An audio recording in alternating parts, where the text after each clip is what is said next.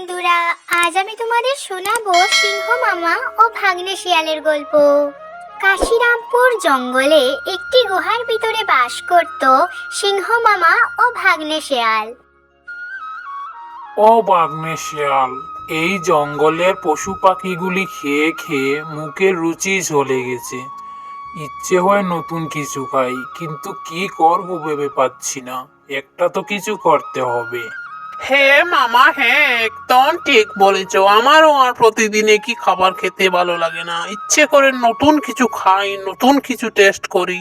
আরে ও বাঘনে শিয়াল, তোমার তো বুদ্ধির কোনো তুলনা নেই। একটা কিছু বুদ্ধি বার করো, যাতে আমরা নতুন কিছু খেতে পারি। বুঝলে তো বাঘনে? শুনেছি পাশের জঙ্গলে নাকি অনেক শিকার আছে। চলো মামা, আমরা দুজনে ওইখানে যাই, তাহলে পেট পুরে নতুন নতুন জিনিস খেতে পারবো।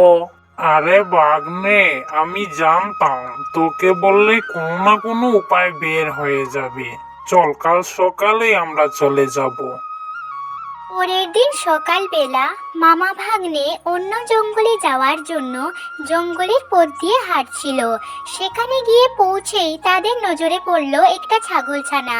আর ছাগলছানার পিছনে ধাওয়া করতে করতে তারা অবশেষে ছাগলছানাকে শিকার করে আর খেয়ে নিল। এই কচ্ছপ আর খরগোশ, তোরা আমার কথা ভালো করে মন দিয়ে শোন। এই দুষ্টু শেয়াল আর সিংহের বয়ে কতদিন এভাবে গুহার ভিতরে থাকবো। তাই ভাবছি কাল রাজা মশাইয়ের কাছে যাব, তোরাও চলিস। হ্যাঁ গো মিনু মাসি, আমি তো মনে মনে ভাবছিলাম যে রাজা মশাইয়ের কাছে যাব। চলো কালই চলে যাই। আরে তোরা সকাল সকাল কি মনে করে রে? কোনো বিপদ হয়েছে নাকি জঙ্গলের ভিতরে? না হলে তো তোরা এভাবে আসিস না কখনো।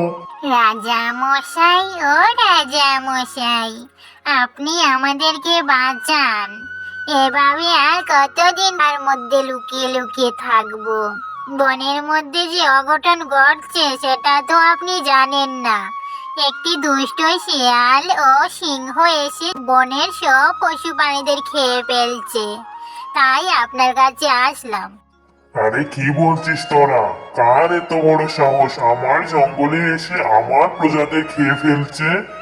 না, এটা হতে দেব না। তোরা এখানে থাক, আমি যাচ্ছি, গিয়ে ওকে উচিত শিক্ষা দেব। এই বলে বাঘ সেখান থেকে চলে গেল। হ্যাঁ রে বাঘনে শিয়াল, তোর কথায় এই জঙ্গলে এসে তো দারুণ মজা হয়েছে। এবার একটা নিশ্চিন্তে লম্বা ঘুম দেব। হে গো মামা, আমার ঘুম পেয়েছে, আমিও ঘুমালাম। খেয়ে দিয়ে পেট ভোজন করে সিংহ মামা ও শিয়াল বাঘনে নিশ্চিন্তে ঘুমাচ্ছিল। ঠিক তখনই সেখানে বাঘ চলে আসে। তোর এত বড় সাহস, আমার জঙ্গলে এসে আমার পশু পাখিদের খাচ্ছিস? এক্ষুনি এখান থেকে পালিয়ে যা, না হলে খেয়ে ফেলবো। তারপর বাঘের তাড়া খেয়ে সিংহ মামা ও শিয়াল বাঘনে সেখান থেকে ছুটে চলে গেল এবং তারা তাদের গুহায় ফিরে আসলো। আসলে ভাগ্নে, আমরা এটা ঠিক করিনি। আমাদের কাছে যা আছে তা নিয়ে সন্তুষ্ট থাকা দরকার। বেশি লোভ করলে তার পরিণাম ভালো হয় না। হ্যাঁ গো মামা, হে একদম ঠিক বলেছ। এখন থেকে আমাদের যা আছে তা নিয়ে আমরা খুশি থাকবো, আর লোভ করব না। তো আমার ছোট্ট বন্ধুরা, এই ভিডিওটি যদি তোমাদের ভালো লেগে থাকে তাহলে ভিডিওটিকে লাইক করে চ্যানেলটিকে সাবস্ক্রাইব করে দাও। দেখা হচ্ছে আবার নতুন কোনো গল্প নিয়ে।